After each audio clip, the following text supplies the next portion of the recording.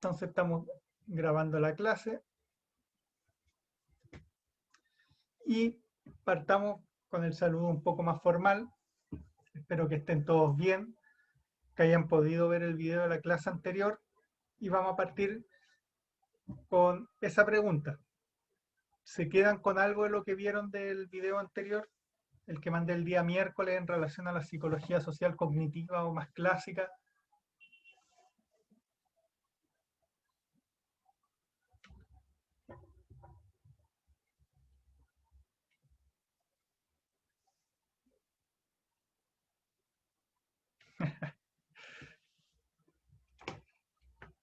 Ya Javiera Vega me dice que había muchos experimentos, no sé si eso es positivo o negativo.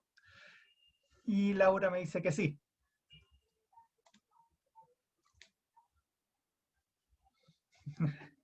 La importancia de la ética en la actualidad, dice Pablo, con respecto al experimento. Es verdad, en esa época se hacían experimentos que no pasarían por ningún criterio ética, aunque hay que tener un pequeño detalle.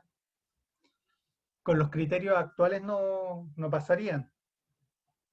Pero en esa época no existía ninguna de las ideas actuales ni de ética ni sobre todo de la idea de los daños a nivel psicológico que podían producir estos experimentos. Entonces, cuando les mostré, o creo que les conversé sobre el experimento que hizo Watson con el bebé Albert, la verdad es que no existía la idea ¿sabe? Buscó el experimento de Watson y sí, es bastante tenebroso en la visión actual. El tema es que dentro de su concepción teórica, la idea de un trauma a nivel psicológico no existía para la gente que realizaba ese experimento, por lo cual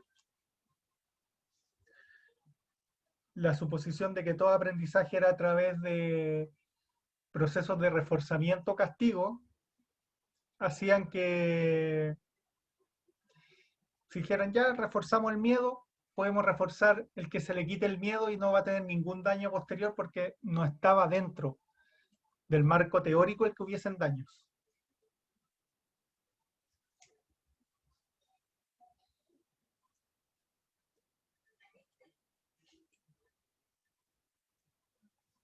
Bueno, todos nos morimos, Pablo. Esteban plantea que Albert se murió 6 años.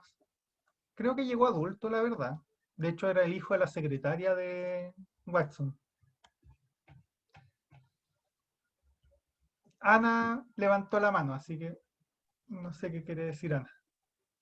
Si quiere emitir una opinión.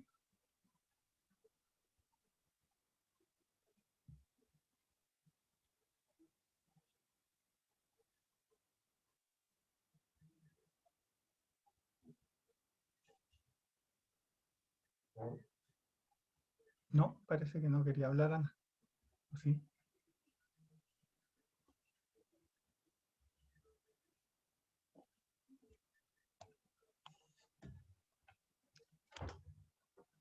Si estás hablando, Ana, no te escucho, aunque veo que tienes desbloqueado el micrófono.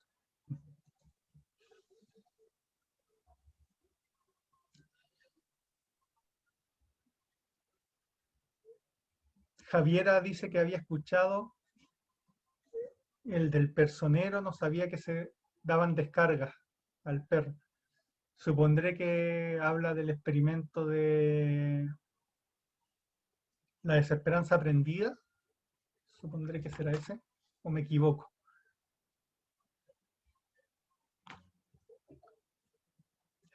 Jared plantea que si se hizo después un seguimiento de la vida adulta de Albert, si fue un trauma que lo marcó toda la vida. Mira, vamos a partir explicando que trauma es una concepción psicoanalítica de lo que nos pasa, que básicamente queda una herida a nivel mental. Bueno, después déjenme usar como esa idea, y que eso es lo que te afecta en tu vida adulta. Para los conductistas no existía tal cosa como la mente ni la conciencia sí, no existía tal cosa como la mente, solo existían conexiones neurológicas a partir del condicionamiento. Por tanto, si yo podía cortar esas conexiones neurológicas, no había ningún problema y no iba a tener ningún daño. Esa era la visión que tenían ellos y por tanto el experimento pasaba todas las reglas de ética de esa época. La verdad es que mucha gente quiso saber qué le pasó a Albert en la adultez, pero por así decirlo, el escándalo que hubo a nivel periodístico el experimento, como que la mamá no dejó de llevar las sesiones al bebé con Watson para que él, por así decirlo, lo dejara de, le hiciera un condicionamiento para que perdiera el miedo a su al osito de peluche. Entonces, la verdad es que nadie sabe qué le pasó después. Hay mucha mitología en internet, pero a nivel, por lo menos de John Watson, no hay ningún seguimiento, no se supo qué pasó con él, a decir verdad.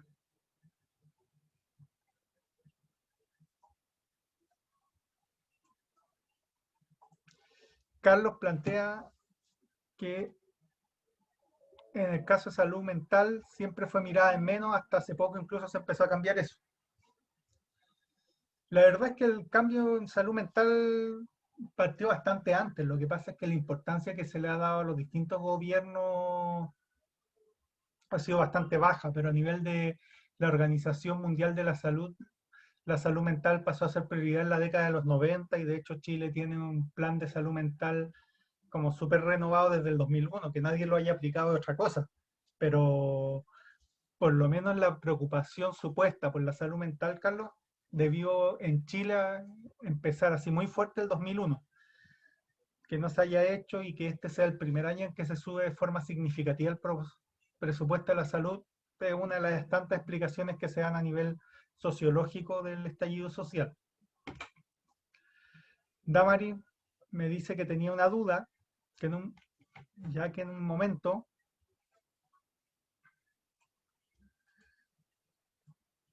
dice que uno de los experimentos que era el de Stanford trata de ver cómo el contexto afectaba a las personas que no actuarían de esa forma. ¿Tendría algo que ver, por ejemplo, con los campos de concentración cuando hacían que los judíos cuidaran a otros judíos? Es lo que, es lo que ella asoció porque vio la película El niño en pijama de rayas. Básicamente todos estos experimentos, en mayor o menor medida, el de Milgram, el de Zimbardo, incluso el primero de Kurt Lewin, lo que buscan es explicar cómo los seres humanos, supuestamente buenas personas, los alemanes no eran malas personas, de hecho, hasta la Primera Guerra Mundial supuestamente eran como el pueblo más instruido de toda Europa, o sea, personas como que la encarnación de lo bueno estaba en ellos, de ser buena persona, muy ilustrados, conciencia muy desarrollada, con, con supuestamente todos los buenos valores, terminaron siendo fascistas en su gran mayoría, y lo que buscaban explicar todo este experimento, no solo el experimento de Stanford, era cómo es posible que personas que supuestamente son buenas sean capaces de hacer esto. Y claro, o sea, no solo el que judíos cuidaran a otros judíos, como una sociedad que valoraba altamente el humanismo, que tiene, o sea, filósofos de renombre, que tiene toda una tendencia al humanismo, que de hecho han desarrollado una cultura que se oponía a la inglesa, que era como de un liberalismo extremo, y ellos decían, siempre tuvieron la idea de un Estado mucho más protector, la idea de cuidarse entre nosotros mismos, una idea más de salud colectiva, para utilizar otro concepto, terminaron haciendo lo que hacían. Y no solo fueron los alemanes, los japoneses también lo hicieron, los estadounidenses también lo hicieron, los ingleses también lo hicieron, los franceses, o sea, era algo que pasó muy común en todas las sociedades.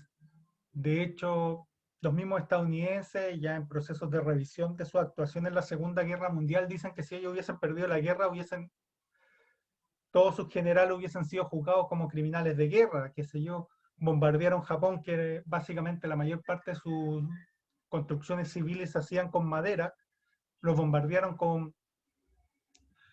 armas incendiarias, o sea, no estabas intentando destruir una fábrica, no estabas intentando destruir un búnker o una zona estratégica o militarmente importante, estás intentando quemar vivo personas.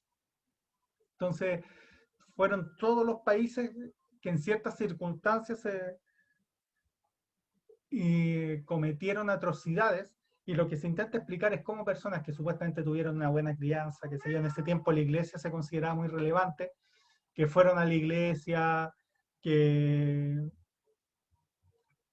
que tenían como todos los valores buenos que pensaba esa sociedad, eran capaces de asesinar impunemente, vigilar o castigar a personas sin ningún problema. De hecho, en el caso específico de los judíos, uno de los, bueno, a los psicólogos siempre nos hacen leer a Víctor Frank, que él trabaja mucho en el ámbito de qué le pasa al psicólogo cuando hace atención de pacientes. Trabaja muy bien el setting, pero tiene un libro que es muy específico de su experiencia. Él es sobreviviente a un campo de concentración nazi, y él tiene una frase que probablemente sea la más terrible que he leído alguna vez en literatura, y que dice que los mejores de nosotros fueron los que murieron, haciendo referencia a los judíos. Y él decía que los judíos que tenían una alta valoración de sí mismos, los que eran como las mejores personas, no estaban dispuestos a delatar a nadie, no estaban dispuestos a venderse por un pedazo de pan, como muchos les pasó en los campos de concentración, los nazis en su humillación constante al pueblo judío, en los campos de concentración les dan la comida en esas porquerizas que usan para comer los cerdos, y las personas más dignas de, no solo judíos, también disidentes políticos, población romané, lo que nosotros llamamos gitanos, lo que hicieron es, no estamos dispuestos a comer en esas condiciones, y fueron los primeros en morirse en los campos de concentración, y él decía que para sobrevivir en un campo de concentración tenías que ser una mala persona, y que ese imperativo moral de ser mala persona en ese momento y que los mejores de su pueblo se hayan perdido, implicó que hicieran todo, que él en particular y muchos otros judíos hicieran todo un proceso. Sobrevivimos a esto, tenemos que buscar la explicación porque tenemos el imperativo moral de, por así decirlo, explicar qué pasó, para tener, para guardar el recuerdo de todos los que murieron sacrificando su vida en ese conflicto en particular, pero las atrocidades se cometieron en todos lados. Bélgica, que es supuestamente un lugar súper buena onda, hizo pedazo del Congo. O sea, el mayor genocidio del siglo XX está en el Congo. Mataron a una cantidad ridícula de su población en esclavitud, trabajando en el caucho, y nadie lo esperaría que lo hicieran. Ya, Ana me escribió, pero Jared levantó la mano. Primero Jared y después leo lo que escribió Ana, ya que es bastante larga la reflexión, así que para poderla leer un poco antes. Jared, no sé qué querías plantear. Javiera, perdón, ya. No, el profe yo no la había levantado, eso le iba a decir. Ya, perdón. Javiera era Jared Vera, era Javiera Vega. Por favor, cambien el nombre. Profe, no recuerdo si lo dijo en el video, pero ¿qué hizo que se le empezara a tomar una importancia como a la ética de esos experimentos para que Bas- dejaran de hacerse? Básicamente, un poco los resultados, pero sobre todo es que Estados Unidos, cuando genera sus primeros manuales y todo, a ver, esto es posmodernismo puro y duro. O sea, cuando tú generas manuales de psicología o de psiquiatría, por ejemplo, hace referencia a las concepciones de base que uno tiene. Voy a poner un ejemplo bien antiguo. Las primeras pruebas de inteligencia las construían hombres blancos, estadounidenses, psicólogos blancos de las universidades más prestigiosas. Y, por ejemplo, una de las preguntas más antiguas de las pruebas de inteligencia decía qué era más inteligente, comer carne o pescado, porque en ese tiempo se suponía que la carne tenía miles de propiedades más que el pescado. Ahora sabemos que es todo lo contrario, pero en ese momento me refiero a carne vacuna. Y toda la población blanca contestaba carne, por supuesto, y la población negra contestaba el pescado. Básicamente uno decía, chuta, los negros son más tontos que los blancos. Esa fue como la conclusión que sacaron en ese momento, pero después, en un proceso de autorreflexión que hicieron otras personas que vieron el tema de la inteligencia, dijeron, no, la población afroamericana está siendo súper inteligente, porque es verdad, en ese tiempo se pensaba que la carne era como la que tenía mejores propiedades, pero hay un problema, la carne es extremadamente cara. por tanto una persona de población negra que ha sido históricamente discriminada y que accede a peores sueldos, tiene peores trabajos, no puede comprar carne todos los días, pero sí le alcanza para comprar pescado. Entonces la respuesta inteligente para esa población en esas circunstancias particulares era que comer pescado. Por tanto, su respuesta era inteligente en relación a su contexto. Lo mismo pasó con todo esto de la ética. La concepción, como les dije, conductista clásica, no tiene la idea de que estos experimentos sean malos porque ellos pensaban, qué sé yo, al bebé Albert, ya le hago tener este miedo terrible, pero no le genero trauma porque el trauma viene de una concepción psicoanalítica que yo creo que es pura chantería, básicamente eso decían los conductistas, y por tanto, como creo que es pura chantería, no va a pasar, y yo lo único que tengo que hacer es, lo condicioné a tenerle miedo, condicionarlo a que ahora no le tenga miedo, y no le va a pasar nada a nivel de trauma. Lo mismo pasó con la psicología cognitiva. El tema es que la psicología cognitiva, cuando empezó a darse cuenta que las emociones sí tenían un rol relevante en el aprendizaje, ejemplo, está comprobado con electroencefalograma que si yo me divierto, si estoy triste o si tengo rabia, recuerdo mucho mejor ese momento que si estoy aburrido. Voy a ponerle en palabras simples. Si yo hago el recuento de mi vida, no voy a recordar el millón de reuniones aburridas que he tenido, pero sí voy a recordar, qué sé yo, el nacimiento de mi hermano, si me caso en mi casamiento, si la muerte de mis seres más queridos, momentos en que sentí impotencia, momentos de alegría extrema. Esos son lo que uno recuerda en la vida. Entonces empezaron a darse cuenta a nivel cognitivo que las emociones sí son un mediador muy importante para la forma en que los seres humanos actuamos en el día a día. Si quieren, después se lo explico, después de contestarle a Ana, porque escribí hace rato y no le he contestado, pero lo que implica es que se empezaron a dar cuenta que el ser humano no es una computadora, que las emociones tienen un rol, que la biología tiene un rol. Empezaron a aparecer otras teorías que demostraron tener validez científica al mismo nivel que el cognitivismo, por ejemplo, el constructivismo de Maturana. Entonces empezaron a darse cuenta que había muchas otras variables y que por tanto el ser humano era afectable más allá de un computador, se le borraba o se le condicionaba cierta forma de trabajo. Y empezaron los temas mucho más éticos, o sea, ¿qué diablos le hicimos al bebé Albert? Pero en el 1920, cuando se hace el experimento era totalmente normal. En los 50, 60 era normal el experimento. De hecho, ya el primer experimento como seriamente cuestionado realmente fue Zimbardo, y si se dan cuenta en la cronología es el último. Y de hecho él no se lo criticó, fue una colega. Entonces, en esa época, la idea de ética va avanzando según las teorías que la sustentan, voy a plantearlo.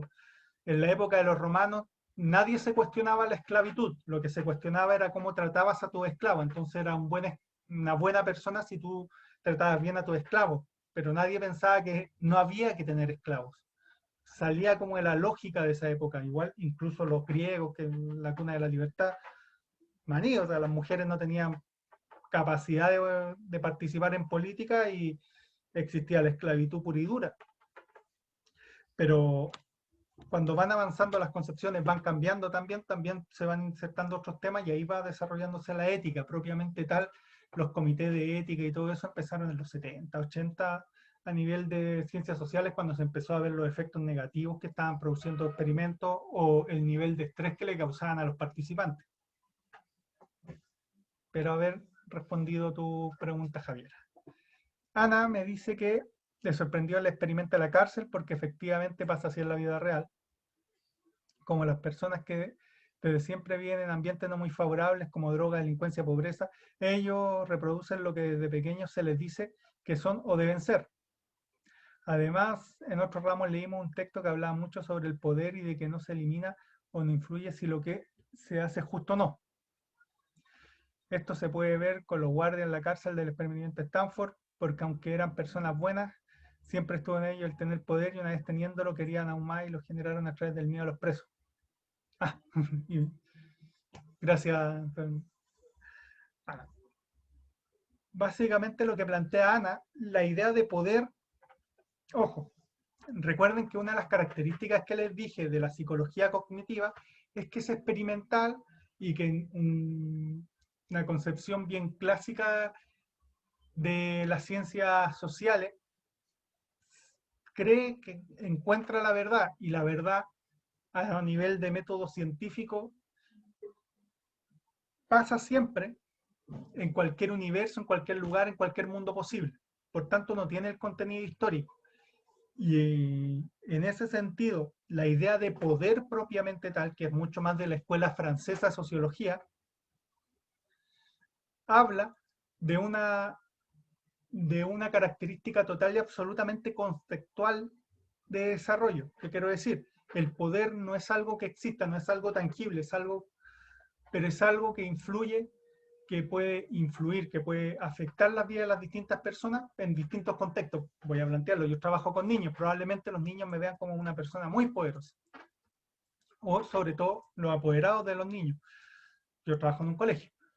Mis colegas, no sé cómo me verán, quizás en una situación mucho más horizontal, en el grupo amigos.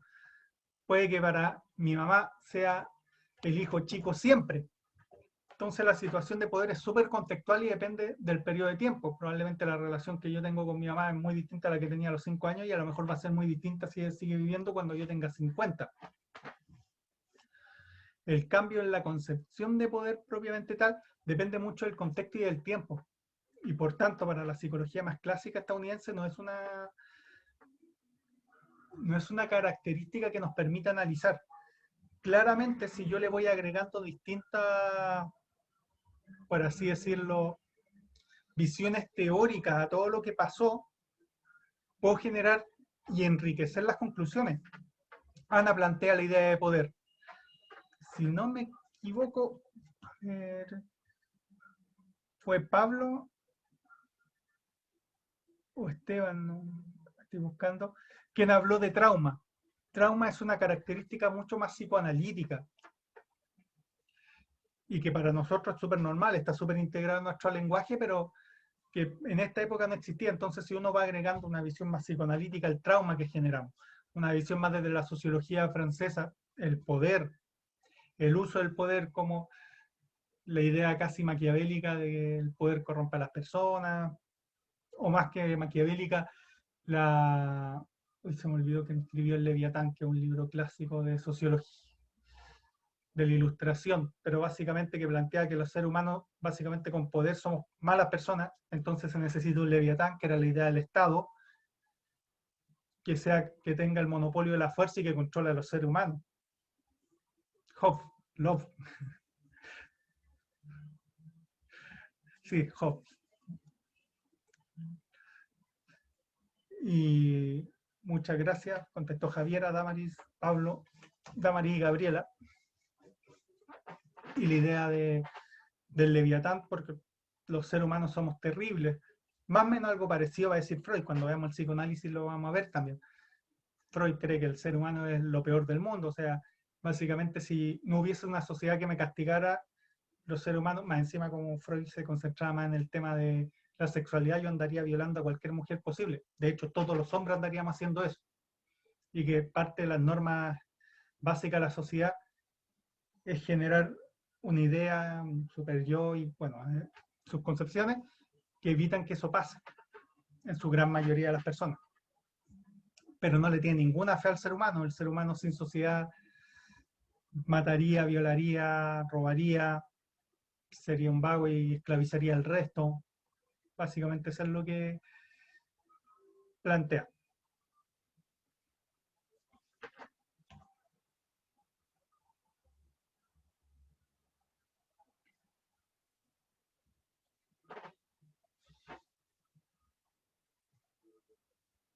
Ya. Parece alguien más que le haya quedado algún tema de lo que dije en el video. Supongo que vieron los videos de YouTube.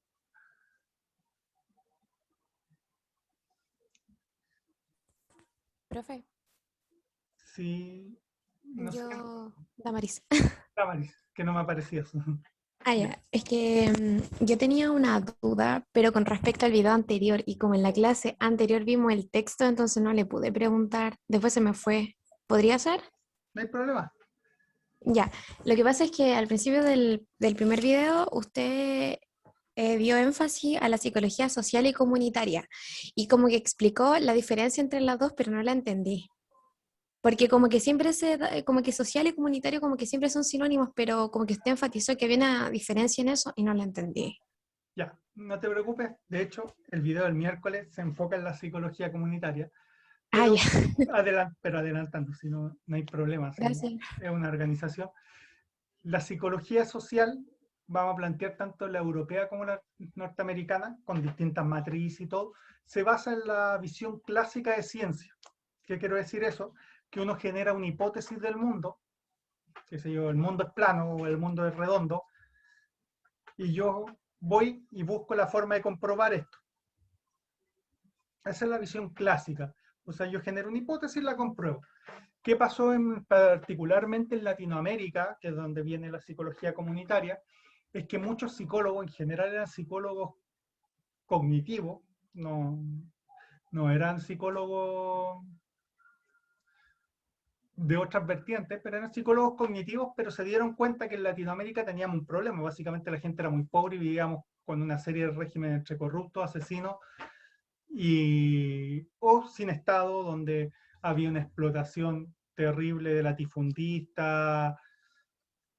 Acá Latinoamérica era mucho más rural, por tanto, si, qué sé yo, un latifundista colombiano le daba por matar a la gente, la mataba, porque qué sé yo, ¿no? Esto pasó en Colombia, de hecho es como la base de la creación de la FARC. Llegaba un tipo que era latifundista, uno de sus hijos era general del ejército y el otro el juez, y veía unas tierras muy fértiles que tenían unos campesinos pobres y decían, esas tierras son mías. Iban a la justicia y el juez, que era su hijo, le daba la razón. Sí, esas tierras son del latifundista, y los campesinos pobres se negaban a irse y venía el ejército y lo echaba, ejército comandado por uno de los hijos de este mismo latifundista. Cualquier parecido a Chile, Argentina, Perú u otra. Básicamente esa era la historia de Latinoamérica en esa época. Hasta que en algunos momentos, inducidos por el marxismo o por otras vertientes de pensamiento que vamos a ir viendo poco a poco, estas personas se unían y resistían a eso. Dentro de toda esa injusticia, la psicología comunitaria, más que la psicología comunitaria, estamos hablando también de la educación popular de Freire, la investigación acción participativa de Falsborda, y así una serie de vertientes que apareció en esa época, muy inspirada en la teología de la liberación. Lo que buscaban era, por así decirlo, voy a decir algo, no es lo mismo que dice la teología de la liberación, pero era preferencia por la gente. O sea, básicamente lo importante son la gente y no ir generando teoría, y entonces eran personas que trabajaron mucho desde el actuar, del buscar formas de hacer más decente la vida de las personas. Ignacio Martín Baró en Centroamérica, en El Salvador, intentó, medió muchas veces la guerra civil, atendió a personas que eran afectadas por la guerra civil que había en ese país, ayudaba, intentaba mediar políticamente. Paulo Freire era un educador, pudo estar en una de las universidades más prestigiosas de Brasil, en vez de eso se fue literalmente al Amazonas a educar a adultos analfabetos, que a nadie le importaban. Y de ahí nace la educación popular. Orlando Falsborda va a Colombia a generar, por programas de alimentación de las Naciones Unidas, va a generar como sociólogo ayuda a desarrollo agrícola de pequeñas comunidades, y termina generando la investigación acción participativa. La mayor diferencia de la psicología comunitaria de la psicología social se basa en que muchos de los autores en verdad trabajaron, hicieron muchas cosas, la mayoría murió asesinado, terminó yéndose exiliado de las distintas dictaduras latinoamericanas, y los que generaron el corpus de conocimiento de ellos fueron sus ayudantes, personas que trabajaron con ellos. O sea, Orlando Falsborda escribió mucho, pero Paulo Freire, en verdad, sus primeros escritos son varios años después de que él empieza a trabajar, y es porque las personas que trabajaban con él le pidieron que escribiera su metodología. Ignacio Martín Baró, que murió asesinado en El Salvador por un grupo del ejército. Él escribía muchas cosas en relación, pero nunca generó una teoría. Y es posteriormente que personas rescatan todo lo que él escribió en periódicos, en revistas políticas, en congresos en Estados Unidos, porque él también era un catedrático, y a partir de eso fueron generando un corpus de conocimiento. Lo que quiero decir es que ellos decían, lo principal es transformar la sociedad y hacerla más justa. Entonces, más que tener una teoría o una forma de actuar coherente con una teoría, ellos hacían cosas que pudiesen beneficiar al resto de la población, y si a partir de eso se extraía una teoría, era secundario. A diferencia de la psicología social, o de cualquier ciencia social de una vertiente más europea o norteamericana, incluso los postmodernismos, que se basan mucho en la idea de, qué sé yo, la deconstrucción del lenguaje. Un psicólogo comunitario antiguo te diría, ¿qué relación hay en decirle, en llamar niñas a los niños, niñas, si no le transforma las condiciones de vida en las que están insertos normalmente? O sea, si yo le digo niña, va a tener comida, va a tener que dejar de trabajar, va a tener una mejor educación, va a acceder a los servicios básicos que se merecen. Es una buena discusión, por supuesto, desde el feminismo van a tener otra respuesta, y de hecho la idea de esta primera unidad es como mostrar los lineamientos principales de cada teoría, pero posteriormente también hacerlas discutir con otras teorías y ver cuáles son sus ventajas, desventajas, límites también, si toda teoría o toda forma de ver la realidad tiene límites. En ese sentido, lo que hacía la psicología comunitaria, el trabajo social, cuando se transforma asistente a trabajo social, o los distintos cambios que han habido en las ciencias sociales latinoamericanas, se basan en esa idea, transformar, hacer nuestra sociedad más justa y darle atención a las personas que normalmente han sido invisibilizadas o olvidadas por el Estado. Muy basado en la teología de la liberación, que hablaba de la opción preferente por los pobres. Esa es como la gran diferencia. O sea, qué sé yo, un psicólogo comunitario clásico como Ignacio Martín Baró veía a Foucault y no lo pasaba, porque Foucault estaba y el Estado francés le pagaba por pensar. Para Ignacio Martín Baró yo tenía que estar con la gente que salía de un campo de concentración, torturado después de lo que habían hecho el ejército de El Salvador con esas personas. Él tenía que estar ahí, era ahí donde se necesitaba la ayuda, no hablando del poder o de las cárceles o del panóptico, desde la comodidad de la Academia Francesa, siendo que era un poder colonial que además había hecho pebre a las sociedades no solo latinoamericanas, en el caso de los franceses mucho más a los africanos. O sea, viejo, venme a hablar, podemos discutir eso con una cerveza después de trabajar con la gente que en realidad lo necesita. Esa es como la visión más comunitaria. Y por eso se diferencia la psicología social. Ahora en la actualidad mucha gente dice que esa diferencia ya no hay, porque no hay personas que estén hablando desde la psicología comunitaria, desde la transformación social, propiamente tal. Espero haberte podido responder la pregunta. O que haya quedado claro. La idea es que me entiendan ustedes, yo me entiendo clarito. Sí, profe, gracias. Ya, ya.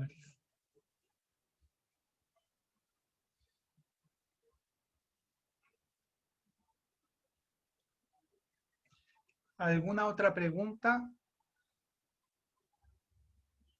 Consulta, temas que le haya llamado la atención del video que le envié el miércoles.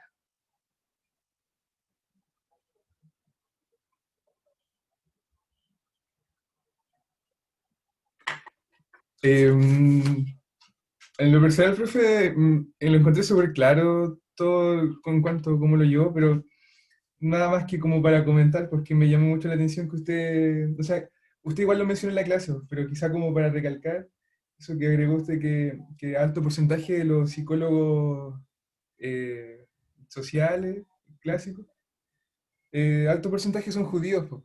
y Mm. de cierto modo las contribuciones que tuvieron al campo de conocimiento de la psicología. eh, Sí, es o como sea, para... Ah, perdón, te interrumpí, no, Pablo. no, dale, dale, no, sí. Ya, No, dale, no, profe, si no. ya. No, mira, lo que pasa es que es bien interesante, no sé si lo dije en el video, se me olvidó, pero hay una lucha, o más que una lucha, hay una como autocrítica en las distintas ciencias sociales, no solo psicología, sociología, trabajo social, terapia ocupacional, o sea, todos los que, derecho incluso, en que este mundo que se trata de solo hacer paper a nivel de la academia, hacer paper, escribir, a mí de repente tú lees el marco teórico y en la cita de un tipo que cita a otro tipo y así, un marco teórico que son demostrar que leí muchos papers, pero no sé si lo que uno dice es demasiado coherente. Y la psicología, por así decirlo, y es una de las discusiones, desde que se dejaron de hacer experimentos con seres humanos, desapareció como este boom de psicólogos, en su mayoría, no solamente, pero judíos o víctimas de algún régimen totalitario. También había muchos húngaros que se venían de lo que era la Unión Soviética, o muchos desplazados de Francia, Alemania, de los regímenes nazis o el régimen colaboracionista de Mitterrand, no era Mitterrand, Vichy, de Vichy en Francia. Y lo que planteaba básicamente es que la psicología en ese momento tuvo una explosión de teorías, de buscar respuestas, pero en la actualidad la psicología en particular no ha generado como, no hay como ninguna nueva teoría, algunas medias en los bordes, que diga algo interesante. Nada parecido, por ejemplo, los experimentos que hacía con Levin tuvieron una repercusión a nivel de todos los ámbitos. Lo que hizo Bandura hasta el día de hoy afecta hasta el tipo de comercial que tenemos. O sea, o regla. De hecho, toda la publicidad se basa en su trabajo. Lo mismo Simbardo, todo lo que tiene que ver en educación con el efecto Pigmalión. O sea, en esa época se crearon muchas cosas, pero después del 90 como que no hay nada muy interesante que haya hecho la psicología. Y una de las grandes críticas se le hace un poco a este mundo de tengo que escribir un paper y hago algo y al final no importa si resultó o no, con tal publiqué y que 2 años después lo que yo digo que pasaba en verdad no pasa, pero ya estoy publicado y me citaron unas 200, 300 veces. Y lo otro tiene que ver con que esa pérdida también de el conocimiento por un objetivo, o sea, lo que buscaron estos psicólogos en su época, y no solo psicólogos, también habían sociólogos, antropólogos, etnólogos, lingüistas, toda la amplia gama de ciencias sociales, era buscar una explicación de qué diablos nos pasó como sociedad. Y en la actualidad como que se ha perdido un poco ese objetivo y se ha perdido en muchas ciencias sociales ese trabajo. De hecho, psicología ha tenido esa discusión los últimos 10, 15 años y sociología empezó a agregarse hace poco también. Su escuela se funda en eso, o sea, la Escuela de Terapia Ocupacional de Lusache, la idea de, viejo, repensemos lo que es la terapia ocupacional, será solo rehabilitación, ejercicio, qué estamos entendiendo por ocupación, las condiciones sociales donde eso se da. O sea, esos cambios son actuales, pero hubo un tiempo con la ciencia social en general, como finales de los 80 hasta los 2000, en que nos empezamos a decir cosas sin preocuparnos mucho o sin buscar una explicación un poco más profunda de lo que pasaba. Espero haberte respondido y agregar un par de elementos más, Pablo. Consuelo levantó la mano. Ay, ahora sí. Justo quería comentar sobre lo que estaba diciendo ahora, profe, sobre que claro, durante los 70, 80 fue como el boom de como las ciencias sociales, de los psicólogos, de la mayoría de los que habló en su video. Y también como me llamó la atención esto último que estaba diciendo de que posiblemente en la actualidad y ya en un futuro como que no existan como este tipo como de mentes como de querer como indagar más allá de los comportamientos como humanos. Y a mí me hace pensar que posiblemente sea como debido a la manera en que ha avanzado la tecnología, como que me da como esa reflexión, porque actualmente mucho se explica como a partir de ciencia, y como que el comportamiento humano y todo igual se ha ido dejando de lado, como usted mismo ha dicho ahora, y me da la misma sensación de que posiblemente más adelante no existan tampoco como genios que tal vez también existieron como durante esa época, tanto por parte de las ciencias sociales como la parte científica como biológica, por, como debido a como nosotros hemos hecho que la ciencia avanza a un nivel de que posiblemente ya no existan como gente que le interese como entender qué ocurre como en el mundo. Me da como esa reflexión. Sí. Ojo, yo creo que siempre hay gente que le interesa conocer cómo está el mundo. De hecho, a ver, ¿por qué el feminismo ha tomado tanta fuerza? Es porque probablemente sea, con todas sus diferencias, con todas sus olas, con todos sus distintas autoras o autores, entendiendo lo terminado en no por hombre, con la idea de la no binariedad, por ejemplo, de Judith Butler, se, hay distintas formas. Hay personas, lo que pasa es que la guerra mundial fue algo que afectó a todo el mundo. Entonces, como que fue un espacio de reflexión. Pero yo estoy seguro que en India, en China, en África, con los de colonialismo, en Latinoamérica, con nuestras propias experiencias, hay formas de entender las problemáticas sociales distintas. Lo que pasa es que, y de hecho es una de las apuestas de su propia carrera, es cómo generamos conocimiento a partir de eso, desde nuestras propias herramientas, de nuestra propia forma de ver la realidad con nuestra realidad. O sea, yo he estado en Alemania, y los alemanes en verdad, en general, con todas sus diferencias, viven bien. O sea, los niveles de pobreza son ridículamente bajos. Lo que ellos entienden por pobreza a nosotros nos parece clase media, básicamente. Entonces, todas esas diferencias hacen que sea muy complejo el que nos entendamos con ellos en este momento. Probablemente porque Europa también está teniendo sus propios problemas. En 10, 15 años tengan buenos autores. A ver, a mí desde el posmodernismo, qué sé yo, un Guattari, un Deleuze, me parecen muy interesantes como autores. Generan aportes. Lo que pasa es que sí nos ha costado entender o generar espacios que explique todo el comportamiento humano, y de hecho hay todo el posmodernismo lo que plantea es la contextualización de la realidad, y claro, es muy difícil que lo que le pasa a un chileno le esté pasando a un chino o le esté pasando a un hindú, o de qué parte de India estamos hablando. A lo mejor a un santiaguino le pasa algo parecido a lo que le pasa a la gente en Bombay, pero India tiene una población rural gigantesca. O qué sé yo, a un santiaguino le pasa lo mismo que le pasa a alguien en Shanghái, pero China es un país con 1.500 millones. Entonces, la localización de las teorías es un proceso más reciente. Y claro, de hecho, lo primero que te va a decir el posmodernismo es que la búsqueda de explicaciones gigantes para explicar todos los comportamientos humanos es imposible. Y lo que le van a decir a la psicología cognitiva en particular es que su propensión de explicación a partir de su ciencia era una explicación blanca de la realidad, de personas afortunadas dentro del sistema estadounidense.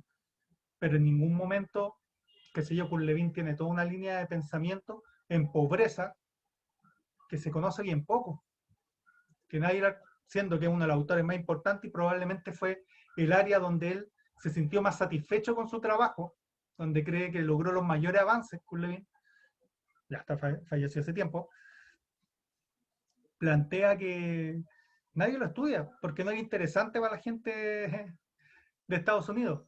Voy a dar otro ejemplo de un estudio en sexualidad que hubo en Estados Unidos. Se me fue el autor, lo voy a buscar, que hace un estudio de sexualidad etnográfico gigantesco. Y básicamente entrevista a hombres en su sexualidad, entrevista como a 5.000 personas. Y lo que plantea él en Estados Unidos, en una sociedad ultra machista, son cosas que a nosotros nos pueden parecer obvios, pero en esa época eran descubrimientos. La heterosexualidad o la homosexualidad son construcciones sociales. En general los seres humanos, hasta que no definimos una identidad sexual, tenemos conducta, por así decirlo, bisexual, o sea, con exploración homosexual, que es la sociedad la que nos dice heterosexualidad es lo bueno, homosexualidad es lo malo, que los hombres nos masturbamos, que tenemos relaciones sexuales estoy pensando en una relación heterosexual, estoy con mi polola, pero estoy pensando en la vecina, en una actriz famosa, en una modelo. Lo dijo y al tipo le dieron todos los premios a vi por haber, de hecho una película, así que por ahí también lo pueden buscar. Voy a buscar el autor para la próxima clase. Lo felicitaron, ha desmitificado muchas cosas, ha dado una visión científica, dijo cosas fuertes, o sea, qué sé yo, había un juego, mi viejo también decía, qué sé yo, no sé si es la forma más adecuada de decirlo, sobre todo cuando estoy grabando la clase, pero me va a censurar el video el YouTube, pero básicamente que lo lanza más lejos y a partir de la masturbación. Claro, no sé si hay cosas que puedan parecer un poco más homosexuales que 4 o 5 hombres masturbándose juntos a ver quién tiene la eyaculación más rápida y que lanza más lejos. Y esos mismos hombres pues generaban una familia total y absolutamente heterosexual. Al tipo lo felicitaron, le dieron todos los premios de la vida. Después hizo el mismo experimento o hizo las mismas entrevistas con las mujeres. Fue y entrevistó mujeres. Hizo toda la entrevista y llegó a conclusiones más o menos parecidas. Las mujeres tienen experiencias homosexuales, que se yo, ponía de ejemplo las pijamadas, duermen todas juntas. Decía que la heterosexualidad en las mujeres también era una construcción social, que el ser humano tendía a la bisexualidad y que era la sociedad lo que nos decía heterosexual bueno, homosexual malo, que las mujeres se masturbaban, que las mujeres cuando tenían una relación heterosexual pensaban en otro hombre, también podían pensar en otro hombre y no solo en su pareja, y una serie de cosas así, y al tipo se le arruinó la carrera. Lo reventaron, lo echaron de todas las universidades, su carrera básicamente capotó en ese momento. Y eso tiene que ver con las realidades particulares que existen. O sea, Estados Unidos estaba dispuesto a que le dijeran que los hombres piensan en engañar a su señora, que tienen relaciones sexuales pensando en otra y que tienen experiencia homosexual y nadie se escandalizó. Llega a la misma conclusión con las mujeres y se va a la punta del cerro. Y eso no tiene que ver con la ciencia, por así decirlo, sino que tiene que ver con las realidades que son capaces de aceptar las distintas sociedades. Entonces, por ejemplo, en esta ciencia cognitiva, en ningún momento la idea de construcción de personalidad colonial, que ahora nosotros de colonialismo, porque hay personas que son capaces de defender el sistema con uña y diente, y hay otras personas que lo consideran lo más injusto del mundo. ¿Dónde está? ¿Cuáles son los elementos que lo construyen? Y una serie de cosas, y así podemos hablar de cualquier tema, y que dan una amplia complejidad del entendimiento. Como dice un compañero, Diego, demasiadas realidades.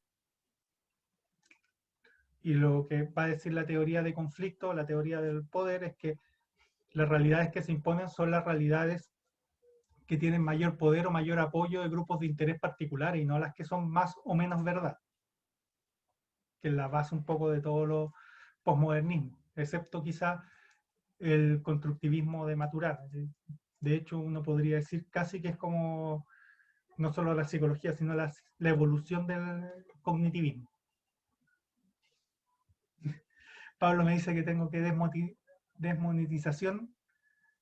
La verdad es que yo siempre le pongo que no voy a cobrar por las visitas, no gano plata con las visitas al canal de YouTube. Así que espero que no me lo bajen por hablar de masturbación o eyaculación. Espero haberte contestado la pregunta, Consuelo. Sí, profe, muchas gracias.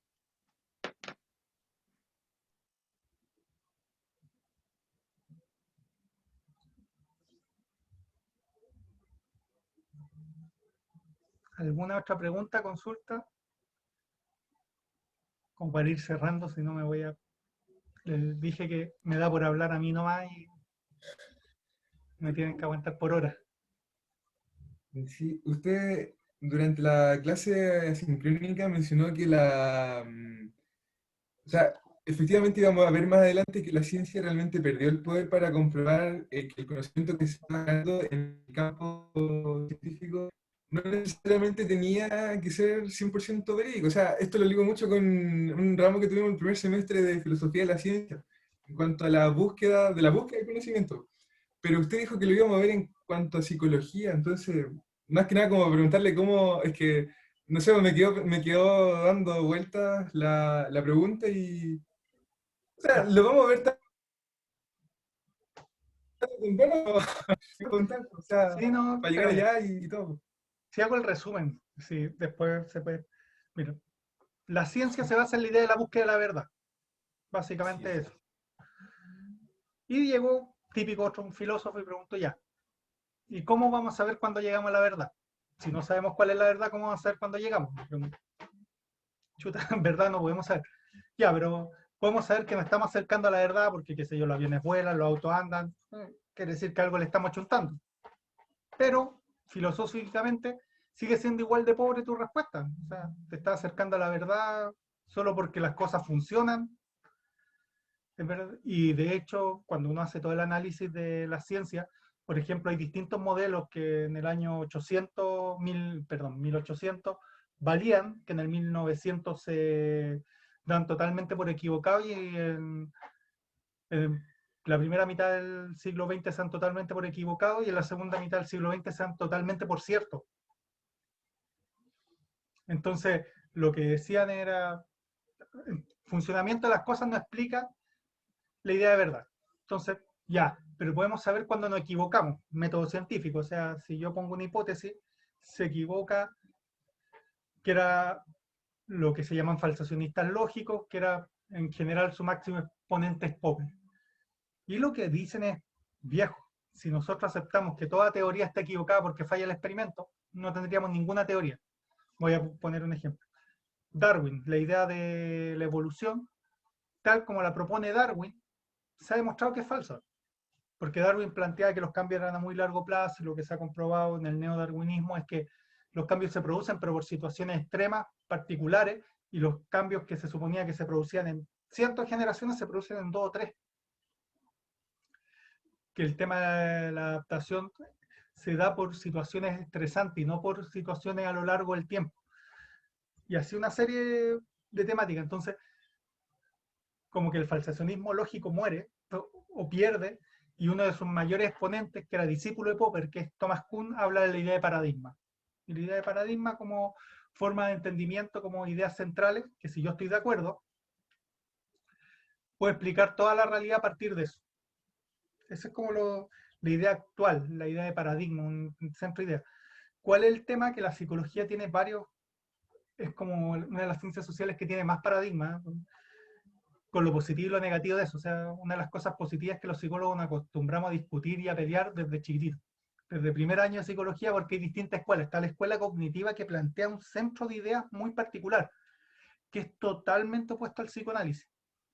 Y el mismo fenómeno, pasando la misma circunstancia, la psicología cognitiva y el psicoanálisis lo explican total y absolutamente de forma distinta.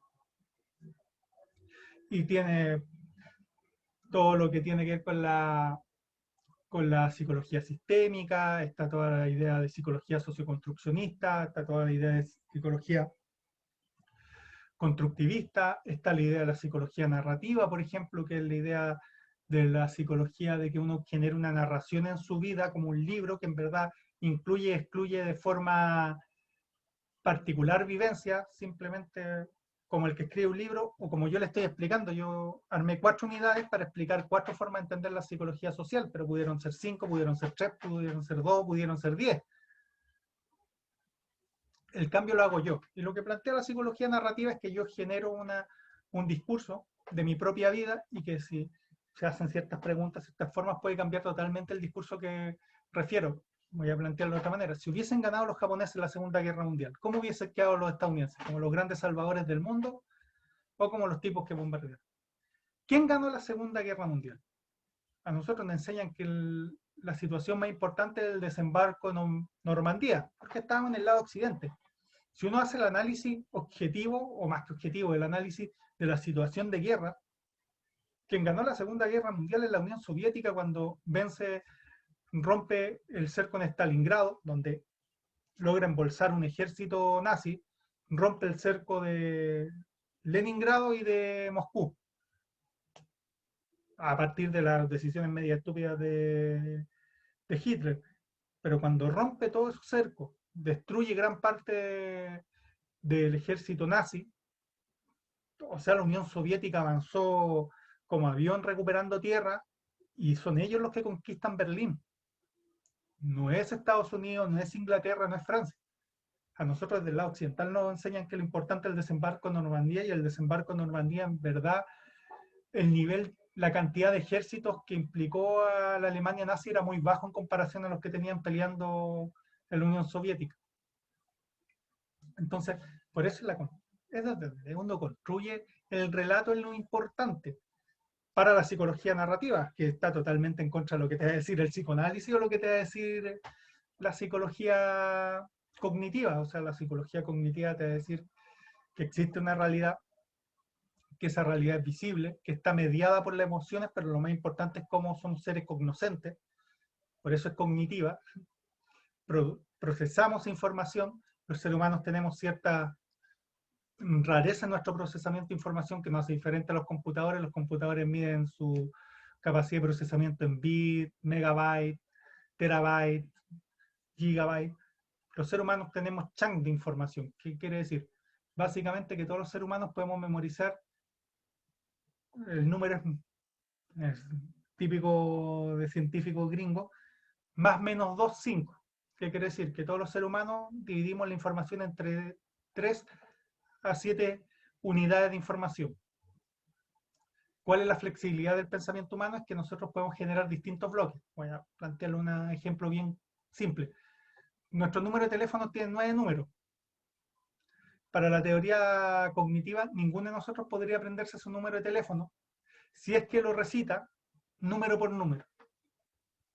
Pero uno lo recita cortando el número. O sea, qué sé yo, 94806-335. Así nunca he dicho número por número porque para la capacidad de procesamiento del ser humano hubiese sido imposible aprenderlo. Lo mismo mi root. Y los cognitivos lo explican desde la cognición y la capacidad de procesamiento con avanzaron, incluyen la emoción o la capacidad de influencia de lo otro, que fueron los últimos 2 autores que le di, que fueron Moscovici y Tacfel. Pero se basan en la idea de verdad, en la idea de capacidad de conocer la realidad más allá de que reconocen que nuestro sistema cognitivo es limitado, que la experimentación es un modo válido de conocer la realidad de los seres humanos y que el procesamiento de información, como no somos una computadora, tiene elementos positivos y negativos a la vez. O sea, no podemos procesar tanta información, por tanto nosotros nos manejamos con heurísticos. Heurísticos son formas fáciles de tener información. Voy a poner un ejemplo. Si yo voy cruzando la calle y siento una bocina,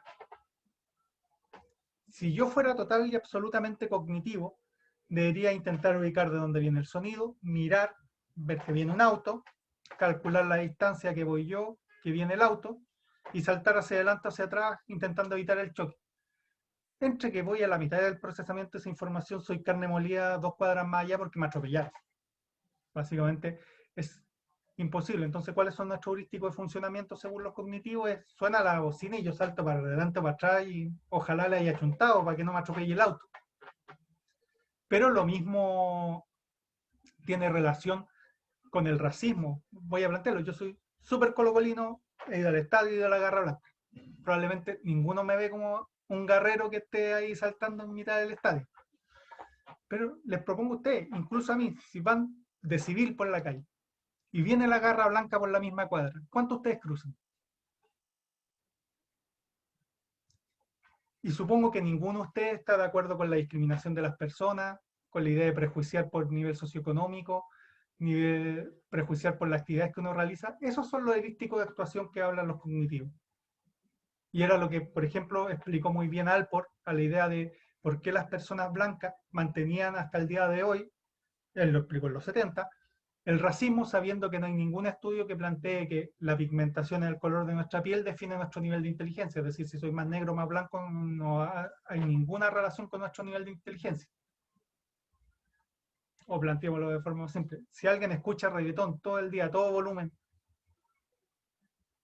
¿cuántas son las posibilidades que uno crea que y vive en un departamento en que el arriendo vale 1 millón de pesos? ¿Cuánto ustedes pensarían que es narcotraficante? O en segundo lugar, que hace videos de reggaetón y por eso se mantiene. Y ahí la idea, y por eso dicen los cognitivos que existen los prejuicios, por eso es heurístico funcionamiento, porque nadie se da el tiempo de ir a golpearle la puerta, preguntarle, hacerle una entrevista en profundidad para conocer. Uno normalmente eso lo hace con las personas que le interesan.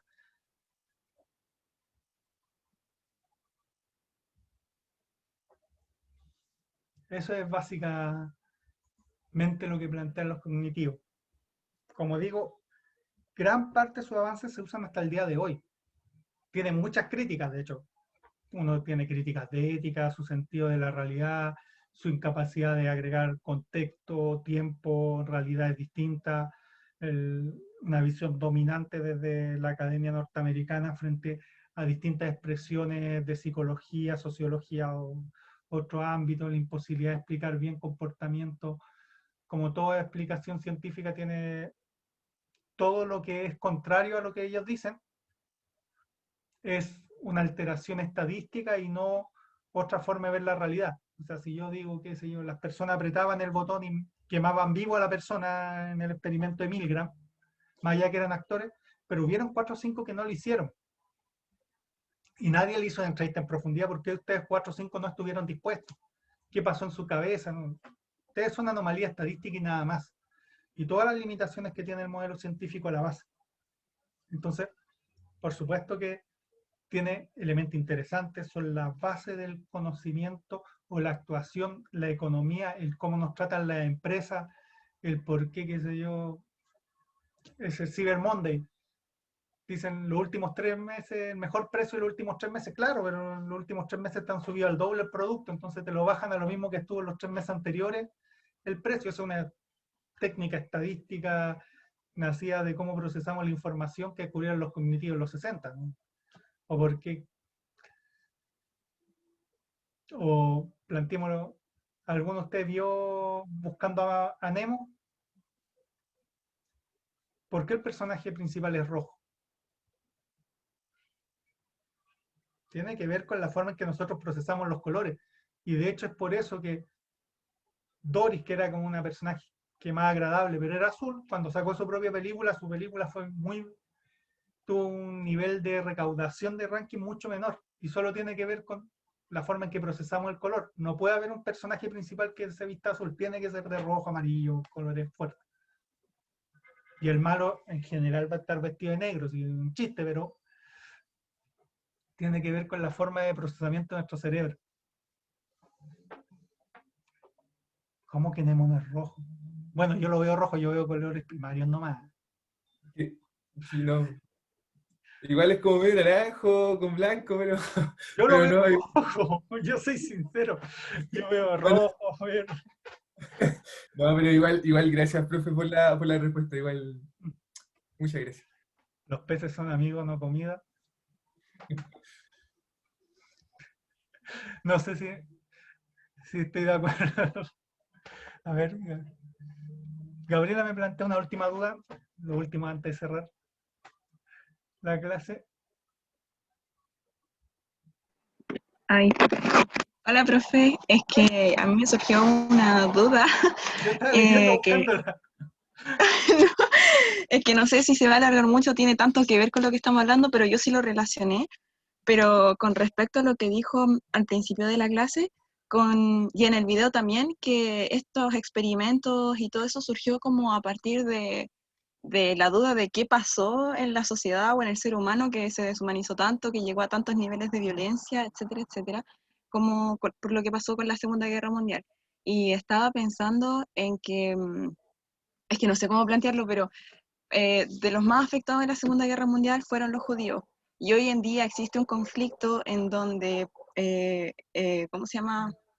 No sé, ay, no sé cómo decir. Israel, Sí, en donde los palestinos están siendo perseguidos por una gran parte de la población israelí, que es judía. Entonces, cómo, cómo se podría ver como eso? No sé si me explico, creo que ya, me expliqué súper mal. Pero ahí se entiende perfectamente, de hecho, algo que siempre le tiran en cara a Israel, como siempre, por así decirlo, de hecho, políticos más de izquierda de Europa le dicen, "O ustedes, las víctimas tuvieron un país porque nos consideramos culpables de lo que le había pasado y ahora tratan igual y o peor a la población palestina".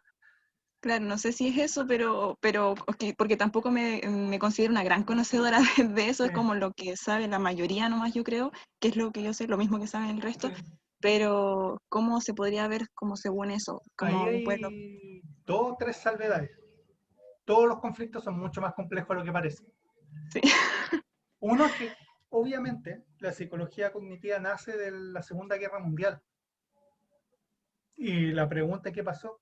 Pero ojo que Francia, Inglaterra siguieron manteniendo colonias y tuvieron un comportamiento colonial terrible. O sea, la guerra entre Argelia y Francia llegó a un nivel de brutalidad gigantesco. O sea, lo que le hicieron los franceses a los pobres argelinos es innombrable. O sea, y en el mismo momento en que se estaban preguntando cómo pudimos ser fascistas, andaban matando argelinos como locos. De hecho, la idea de que no negociamos con terroristas nace después porque el Estado de Israel nace después de un atentado terrorista en que murió que un par de sionistas que le llaman que, como los nacionalistas israelíes pusieron bomba al, no me, digamos gobernador, no era el título exacto, Inglaterra que estaba a cargo de esa parte y a partir de eso nace Israel, o sea, de un acto terrorista, de resistencia que desde un lado se puede considerar terrorista, de otro lado, desde los luchadores de la libertad dirán, hoy viejo, si es la única forma de oponerse al poder es a partir de luchar. Entonces, por un lado, la psicología cognitiva habló de la Segunda Guerra Mundial, pero los colonialismos, otro tipo de violencia machista, no, ni por si acaso lo vio. Y en el caso particular de Israel hay que tener en cuenta que la población israelí está en una diáspora, y hay israelíes en todos lados. Y esa diáspora tiene distintas formas. Se dice que los que eran más de Europa del Este, yo tampoco conozco tanto, pero los de Europa del Este son muy conservadores. Y como que en verdad ese cuenta que somos una raza superior se lo creen de verdad, ¿eh? No, no está ya, somos los elegidos de Dios. Pero por otro lado, la diáspora norteamericana es pro partido demócrata, no partido republicano, que el partido republicano en Estados Unidos apoya mucho a Israel y el partido demócrata no está tan de acuerdo en esa alianza. Y los israelíes estadounidenses, por así decirlo, son muy liberales. Y dentro del mismo Israel hay diferencias. De hecho, hay un partido político que tiene una mayoría, no una mayoría, pero tiene una votación importante que son pacifistas, es miembros del ejército, que plantean y no están de acuerdo con la ocupación de Israel de Palestina y están de acuerdo en la creación de dos estados y devolverle tierra a Palestina. Entonces, claro, hay una visión mayoritaria porque es verdad, el gobierno israelí, que es la expresión de las élites, no necesariamente del pueblo, que son dos cosas distintas. Acá en Chile tenemos más que claro que el gobierno parece que no nos representa mucho al resto. El gobierno israelí ha sido bastante, en la actualidad ha sido bastante, o ha llegado a niveles de castigo a la población palestina impensable en otra época. O sea, el único país que mantiene castigos colectivos es Israel. ¿Qué quiero decir? Yo soy terrorista, para los israelíes, desde mi visión soy un luchador de la libertad de Palestina, me arrestan y le derrumban la casa a toda mi familia, mi mamá, mi papá, mis primos, solo porque yo estoy en contra de ellos. Ese tipo de castigos colectivos que están prohibidos en la Declaración de los Derechos Universales, de los Derechos Humanos Universales, solo lo aplica Israel y otros países, que se yo, Corea del Norte. O sea, ninguno de los países, para decirlo así, Israel es la única democracia que mantiene ese tipo de castigos. No lo hacen solo dictadura, sistema totalitario, es Israel. Pero también hay que considerar que hay una buena parte del pueblo de Israel que cree en la solución de los dos estados, que estuvieron a punto de alcanzarlo en los 90. De hecho, tenían un presidente y lo asesinaron por haber hecho un trato con los palestinos. Entonces, las sociedades son mucho más complejas que explicaciones totalitarias, pero sí es verdad que una parte importante de la población de Israel ha generado o ha avalado el trato y el maltrato a la población palestina. De hecho, uno de los grandes problemas es qué estatus tienen los palestinos, si son palestinos israelíes, o sea, ciudadanos israelíes, solo que árabes o de otra etnia,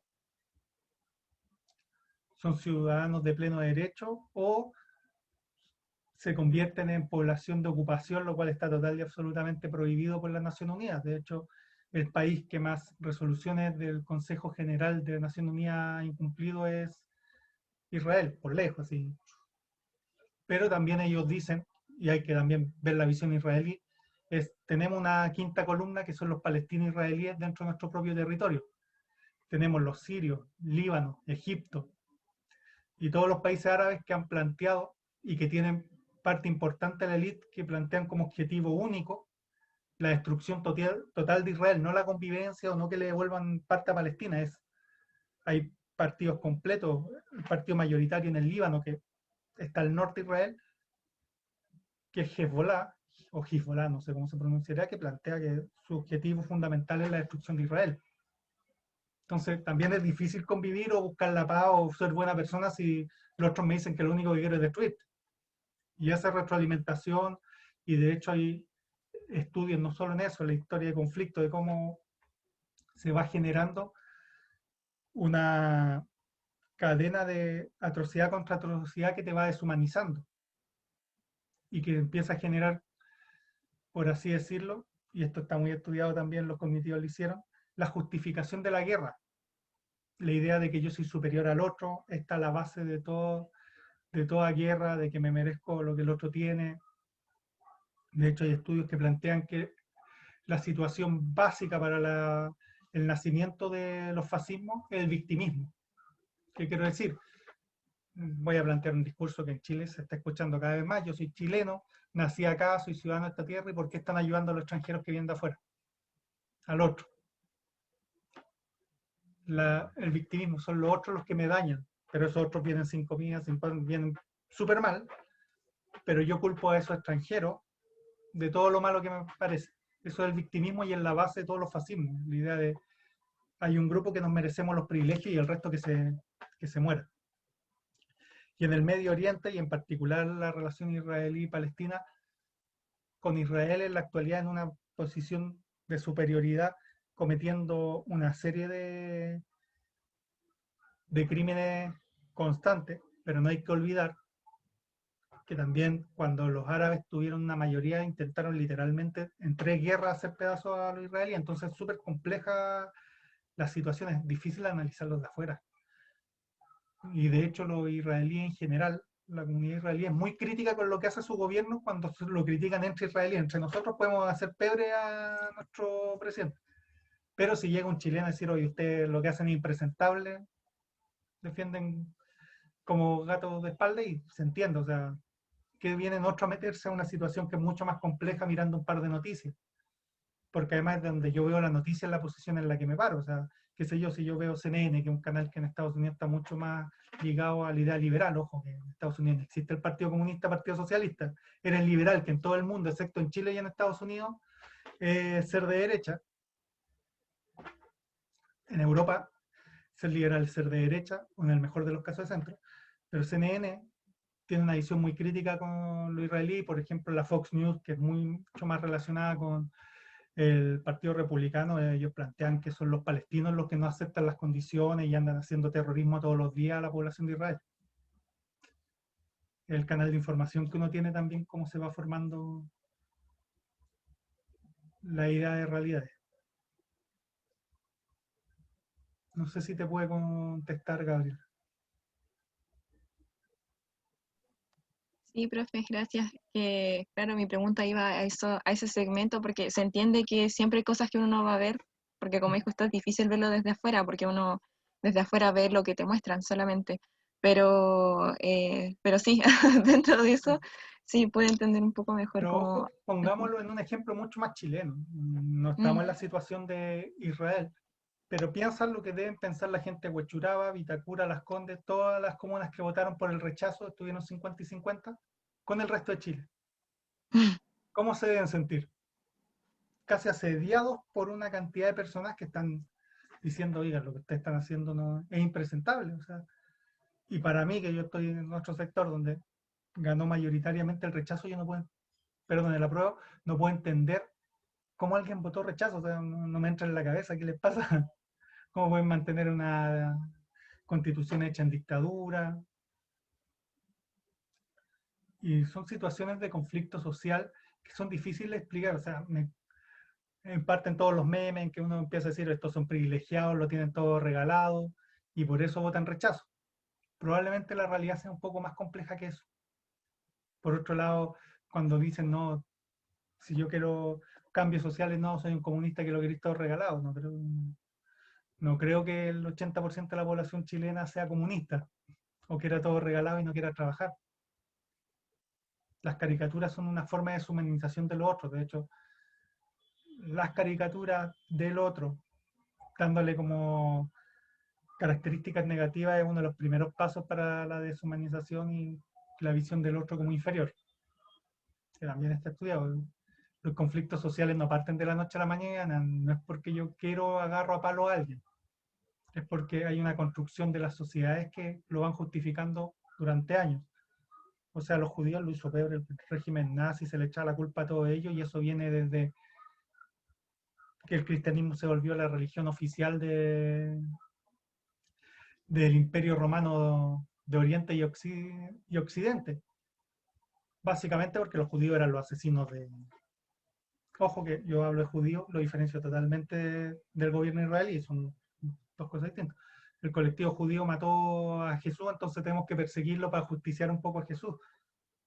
Y ustedes van a ver, si uno estudia la historia de los judíos, yo no soy un gran experto, pero la cantidad de veces que los purgaron, los mataron, les robaron todo de muchos países, solo por ser judíos, por algo que supuestamente, si es que existió Jesús, pasó en esa época, en el año 0 de nuestro calendario, en el 33, solo por eso se merecen que por más de hasta el 1945 se les persiguió y se les mató por Europa. O sea, antes del régimen nazi, ojo que no había ley especial en todos los países europeos en contra de lo que podían tener o no tener los judíos. O sea, los judíos en muchos países europeos, con régimen democrático, no podían comprar propiedades, no podían ser dueños de empresas, no podían acceder, no podían casarse con personas de otra religión, católica en general. O sea, es más complejo, la historia siempre es mucho más compleja de lo que uno se da cuenta.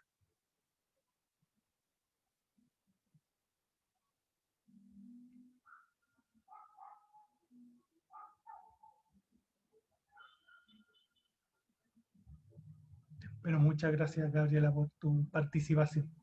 Gracias, profe. Perdón por la pregunta un poco. No, a mí no me molesta. Bueno, gracias. No, yo creo que la que va a estar molesta es mi pareja, que está con hambre y que me está esperando para almorzar. Ya me ha venido a decir la hora como 3 veces. Me voy a dejar bajo la mesa. Vaya nomás entonces, por favor. Si no, después Ya, me cuentan. y aquí, un gusto haber podido conversar con usted. Como siempre, le agradezco mucho la participación. Así que les mando el video de la psicología comunitaria de este miércoles. Y la primera actividad, solo una última pregunta, antes que parece que ya se están yendo. ¿Prefieren una actividad práctica o un trabajo para la primera evaluación? Deberíamos sería? votar, yo creo. ¿A qué se refiere con actividad práctica? Eso. ¿Saben hacer memes? Sí. A ver, es como hacer un torpeo. Hacer un meme implica en una sola o dos imágenes ser capaces de sintetizar toda la información de la unidad. ¿O prefieren un trabajo más clásico? Yo creo que como curso siempre votamos y tomamos las decisiones durante un rango, era votar, ay, no puedo decirlo, pero siempre durante unas horas. Y yo creo que la delegada le podría enviar un correo con la decisión de curso, yo creo, ¿no? Ya, entonces a Catalina, espera, no le cambié el nombre, está bien, ¿no es cierto? No sé quién es. No, esta vez no se lo cambió, si es la Cata. Ah, ya. Sí, lo dijo bien, profe. Mira, a Catalina le voy a mandar las dos propuestas así a grandes rasgos, sin las preguntas específicas, porque eso las envié el miércoles. Ya, ya. Ahí yo le comunico el curso. Ya. Perfecto, Catalina, te pasaste. Y eso. Que tengan una muy buena tarde. Profe, recuerda dejar de grabar. Ah, perdón. ¿Dónde está?